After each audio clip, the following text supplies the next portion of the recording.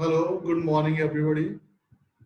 Now we are going to study the topic nasal trauma, which is in your syllabus in the ongoing series of video lectures related to subject से इलाके तंत्र.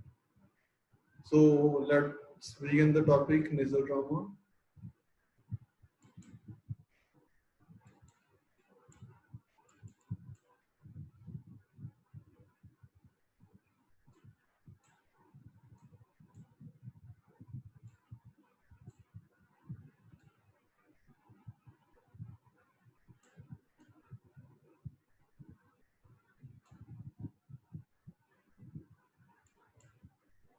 So nasal trauma.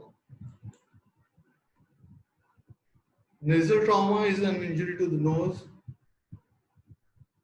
or surrounding areas which support the nose. तो nasal trauma जो है knows को और उसके area जो उसको सराउंड करते हैं और नोज को सपोर्ट करते हैं उनकी इंजरी को नेजल ट्रॉमा कहा जाता है. The injuries can either be internal or external that can cause nasal trauma. जो इंजरीज है वो इंटरनल या एक्सटर्नल दोनों में से कोई टाइप की हो सकती है जो नेजल ट्रॉमा कॉज करती है. The position of nose make the nasal bones, cartilage and soft tissue vulnerable to external injuries. तो नोज की पोजीशन इस प्रकार की है कि नेजल बोन, कार्टिलेज और सॉफ्ट टिश्यू जो है वो vulnerable हो जाते हैं टू एक्सटर्नल इंजरीज. फिर अगला पॉइंट जो है वो types of nasal trauma. Nasal trauma की कॉमन टाइप्स जो हैं वो हैं ब्लीडिंग फ्रॉम नोज, जिसको हम एपिस्टेक्सिस कहते हैं, swelling, bruising, blood clots, fractures, chemical injuries to the interior of nose, nasal obstruction by foreign object. तो ये types of nasal trauma हैं. Then causes, इसकी two causes होती हैं nasal trauma की, external and internal. तो पहले जो external nasal trauma can occur when force is exerted on the nose. Common causes of external nasal trauma are motor vehicle accidents, sports injuries, physical assaults or fighting, falls, child abuse, falls from syncope or impaired balance in the level. तो अगर कोई force जो knows पे exert होती है उसके कारण external trauma of the knows हो जाता है.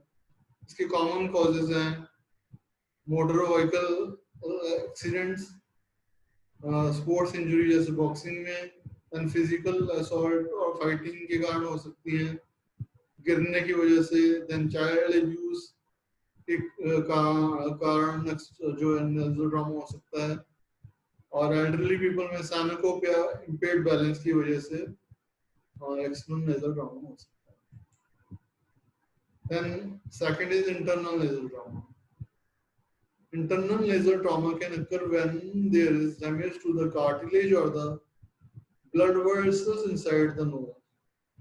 तो internal nasal trauma तब होता है जब blood vessel जो nose के अंदर है या जो cartilage है उसको damage होता है.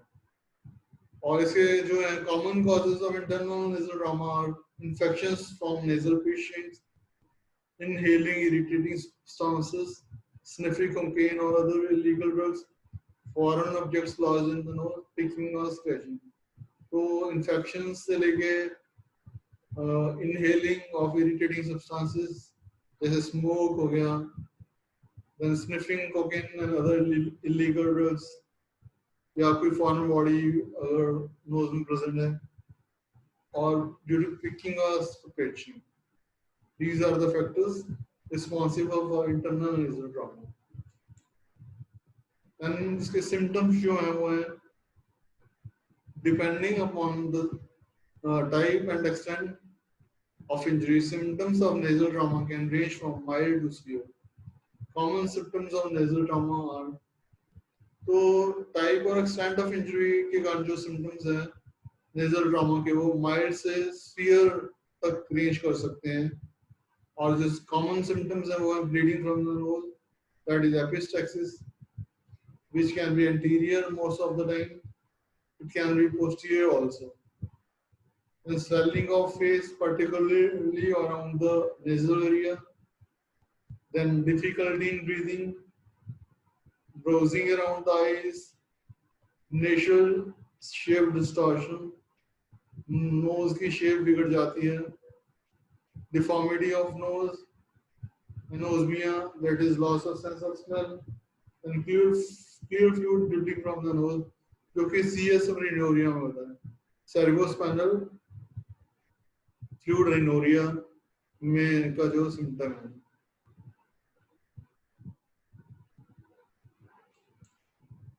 तो एग्जामिनेशन, इसका एग्जामिनेशन जो है वो है, it should start distally and move proximally. Distally से स्टार्ट होकर proximally की तरफ अगर करें तो बेटर एग्जामिनेशन हो पाता है। It should include an intranasal examination. इसमें intranasal examination करते हैं। Important feature we should be noted include, the important features जो नोट किए जाते हैं वो significant rhinorrhea to evaluate of cerebrospinal fluid leak. Second is septal hematoma or hemorrhage. Third is septal deviation or malposition. That is DNS, that is deviated nasal septum. Then lacerations and bruising.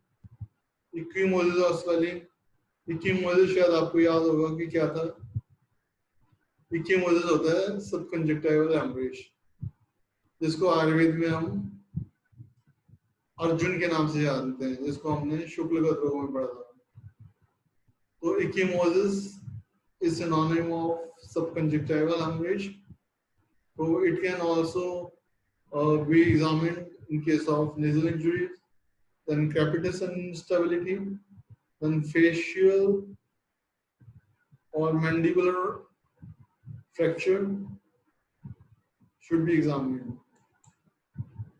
Then coming to diagnosis, based on the type of injury, diagnosis of nasal trauma may assessed by, तो type of injury की basis पे nasal trauma की जो diagnosis की जा सकती है या उसको असेस किया जा सकता है। इसमें first gently touching the bridge of nose to feel for a regular alignment, movement of bones and tenderness. तो ब्रिज ऑफ द नोज को जेंटली टच करते हैं कि कोई इरेगुलर अलाइनमेंट तो नहीं है, हो चुकी है, बोन्स की मूवमेंट कैसी है और टेंडरनेस प्रेजेंट है कि एब्सेंट है। सेकंड जो है इसमें examining the inside of nose for obstructions और केमिकल डैमेज। तो नोज के इनसाइड को एग्जामिन करते हैं कि कोई ऑब्स्ट्रक्शन या केमिकल डैमेज है कि नहीं। थर्ड जो डायग्नोसिस के लिए करते हैं वो है nasal fractures are usually identified visually and through physical examination. तो nasal fracture जो है visually identify किए जाते हैं या through physical examination of nose.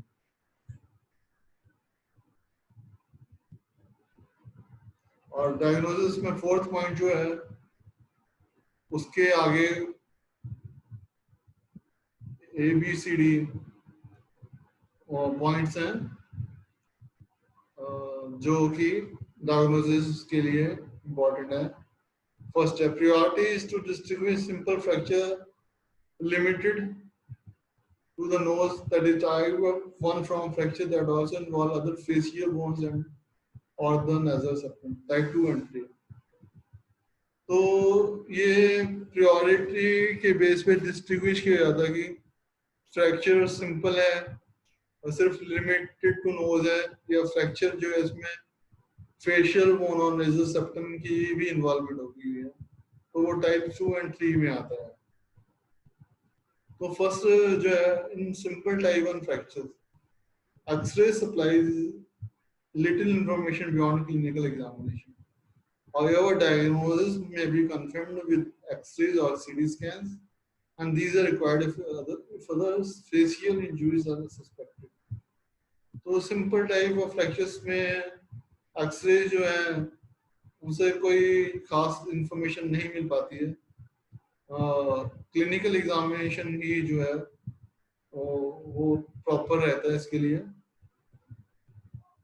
पर कंफर्म्ड डायग्नोसिस के लिए सीटी स्कैन्स और एक्सरे करवाने ही पड़ते हैं। और अगर फेशियल इंजरीज प्रेजेंट है या सस्पेक्टेड है तब भी सीटी स्कैन और एक्सरे प्रेफर किया जाता है। Then coming to next point, although treatment of an uncomplicated fracture of nasal bone is not urgent, referral for specific treatment in 5 to 7 days is usually required for investigation of an associated injury. तो uncomplicated fracture अगर knows का, उसकी bones का, nasal bones का है, तो अगर तो उसकी ट्रीटमेंट अर्जेंट नहीं होती है,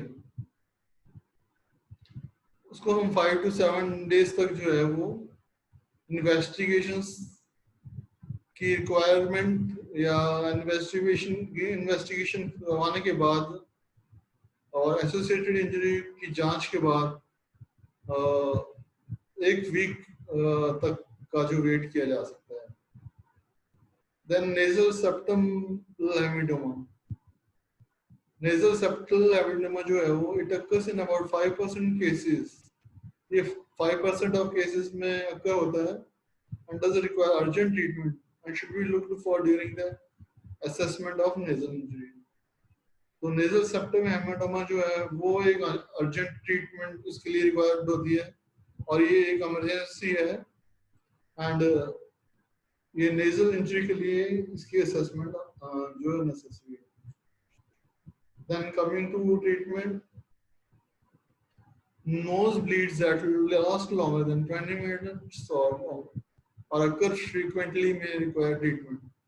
Following techniques are employed for its management. तो अगर नोज की ब्लीडिंग 20 मिनट से ज़्यादा टाइम और फ्रीक्वेंटली होती है तो उसके लिए ट्रीटमेंट जो है वो आवश्यक या अनिवार्य है। तो जो ट्रीटमेंट के टाइप्स हैं वो है cauterisation, nasal packing, conservative methods and surgery. तो ये कॉटराइजेशन हो गया, नेजल पैकिंग हो गया, ये हमने एपिस्टैक्सिस में भी पढ़ा था। कॉटराइजेशन तो मैंने बताया भी था कि दहन कर्म जो है ये रक्तस्कंदन का प्रमुख उपाय है। Nasal packing, anterior nasal packing या पोस्टीरियर नेजल पैकिंग कर सकते हैं। अगर एंटीरियरली ब्लीडिंग हो रही हो तो एंटीरियर नेजल पैक देते हैं, और अगर पोस्टीरियरली ब्लीडिंग हो तो पोस्टीरियर नेजल पैकिंग करते हैं। तो उसके लिए आजकल बैलून्स भी आते हैं जिसके 2 बल्ब्स होते हैं, एक नोज के लिए, दूसरा नेजोफेरिंक्स के लिए। और इसका जो है मैकेनिकल मेथड भी है पोस्टीरियर नेजल पैकिंग का, जिसमें गॉश पीस का पैड के बनाकर उससे पैकिंग करते हैं। और एंटीरियर नेजल पैकिंग में भी जो है जो सॉल्यूशंस लाइक लिक्विड पैराफिन, इनको सोक करके वॉश पीस को जो है नेजल पैकिंग करते हैं। फ्रॉम बिफोर बैकवर्ड भी कर सकते हैं, वर्टिकली भी कर सकते हैं, हॉरिजॉन्टली भी कर सकते हैं इसको। So these are methods of treatment. The bleeding lasts longer than 20 minutes. So the methods are cauterization, nasal packing, conservative methods, and surgery. So first is cauterization. This is useful when bleeding point has been located. The bleeding point to locate हो जाता है तब cauterization करते हैं. The point is first anesthetized and the bleeding point is cauterized with silver nitrate or coagulated with electrocautery. तो bleeding point find होने के बाद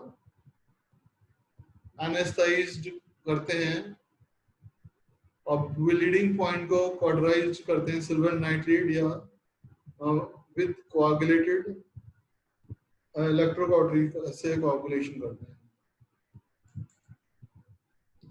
सेकंड नेजल पैकिंग जैसे मैंने बताया ये है अभी. एंटीरियर और posterior nasal packing is applied into the nose exerting pressure on the vessel to stop the bleeding. तो एंटीरियर और नेजल पैकिंग अप्लाई करते हैं ताकि ब्लड वेसल्स जहाँ से ब्लीडिंग हो रही है वहाँ पे प्रेशर एक्सर्ट हो सके. एंड थर्ड में conservative methods, patients without significant swelling और डिफॉर्मिटी में भी डिस्चार्ज. पेशेंट जिनको स्वेलिंग ज़्यादा नहीं है, डिफॉर्मिटी भी ज़्यादा नहीं है, उनको डिस्चार्ज किया जा सकता है. Antibiotics are prescribed to prevent infection. Infection ना हो इसलिए एंटीबायोटिक्स दी जाती है. एनाल्जेसिक्स में ऑल्सो भी रिकमेंडेड. पेन के लिए पेन किलर्स एनाल्जेसिक्स दी जाती है. For those with significant swelling, अगर पर्सन्स में सिग्निफिकेंट स्वेलिंग है तब क्या करना है? तब हमें give advice on using ice और simple analgesia. This will decrease the demand pain. तो अगर सिग्निफिकेंट स्वेलिंग है तो आइज को यूज कर सकते हैं जो, या फिर सिंपल एनाल्जेसिया या एनाल्जेसिक ड्रग को यूज किया जा सकता है.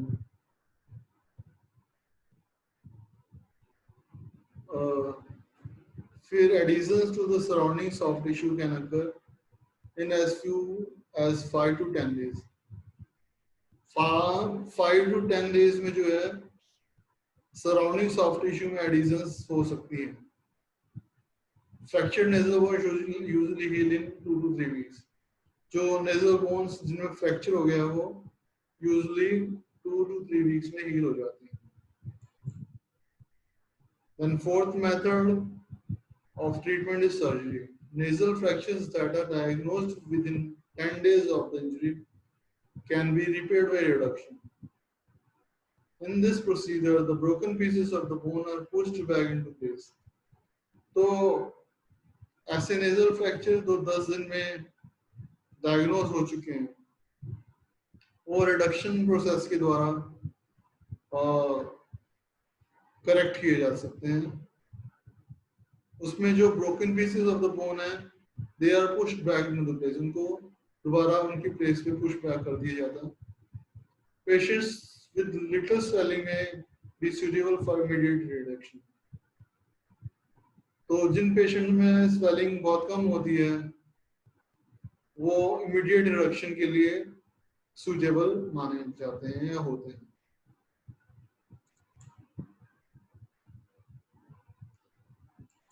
Then antibiotics are indicated if there is